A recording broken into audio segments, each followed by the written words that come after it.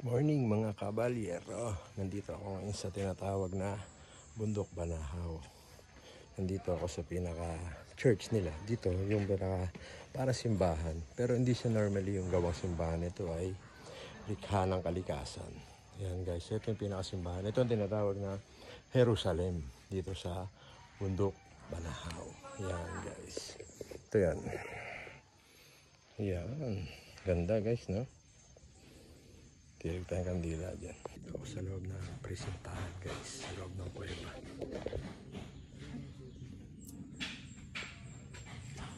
Ito yung tinatawag na presintahan dito sa Bundok Banahaw.